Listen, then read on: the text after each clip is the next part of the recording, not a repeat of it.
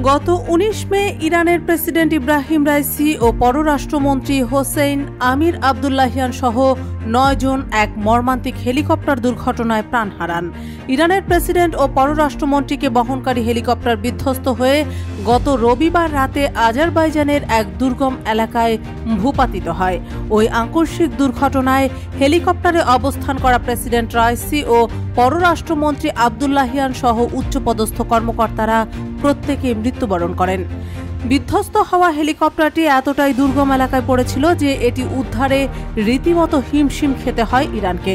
সে সময় ইরানের সাহায্যে ড্রোন পাঠিয়ে তুরস্ক আবারও প্রমাণ করেছিল তারা মুসলিম বিশ্বের প্রকৃত বন্ধু, আর এই ড্রোনই রাইসির সন্ধান শনাক্ত করতে সক্ষম হয়।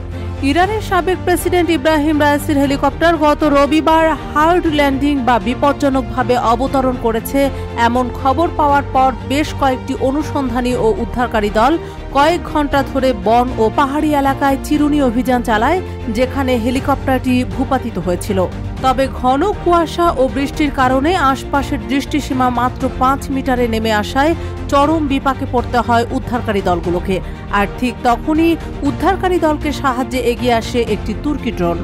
গভীর রাতে রেড ক্রিসেন্ট সদর দপ্তর থেকে ঘোষণা করা হয় তুরস্কের ড্রোন হটস্পট শনাক্ত করেছে।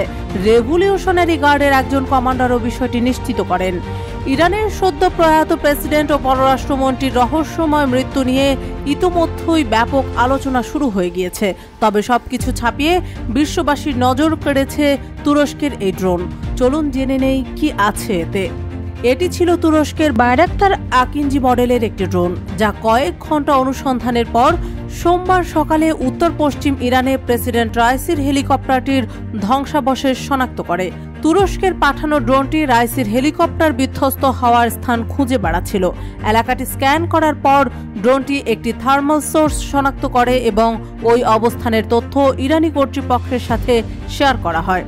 তুরস্কের প্রতিরক্ষা মন্ত্রণালয় জানায়, ইরানি কর্তৃপক্ষ তুরস্কের পররাষ্ট্র মন্ত্রণালয়কে অনুরোধ জানানোয় তারা একটি আকিঞ্জি ইউএভি এবং একটি নাইট ভিশন কুগার ড্রোন পাঠায়। তুর্কি প্রতিরক্ষা সংস্থাটির ওয়েবসাইটে দেয়া তথ্য অনুসারে বায়রাক্তার আকিঞ্জি একটি কৌশলগতভাবে উচ্চমানের প্রযুক্তি। এর অনন্য কাঠামো এবং পাখা ডিজাইনের কারণে এটি বিভিন্ন পেলোড বহন করতে সক্ষম।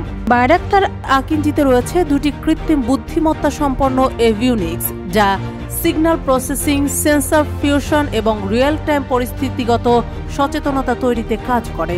এই ড্রোনের ৬,০০০ কেজি পর্যন্ত ওজন তোলার ক্ষমতা আছে এবং এটি ২৪ ঘন্টা ৪০,০০০ ফুট উচ্চতায় একযোগে উঠতে পারে। ড্রোনটিতে দুটি টার্বোপ্রপ ইঞ্জিন এবং ২০ মিটার পর্যন্ত বিস্তৃত একটি ডানা রয়েছে, যার কারণে একটি বিস্তৃত পরিসরে অভিযান পরিচালনার প্রয়োজনীয় শক্তি পায়।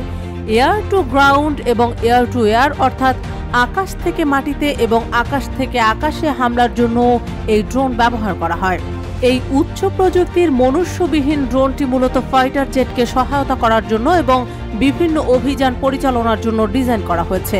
এটি এমন একটি ড্রোন যার মধ্যে dual satellite communication system, air two air radar, electronic support system, anti coalition radar এবং সিনথেটিক অ্যাপারচার রাডার প্রযুক্তি রয়েছে।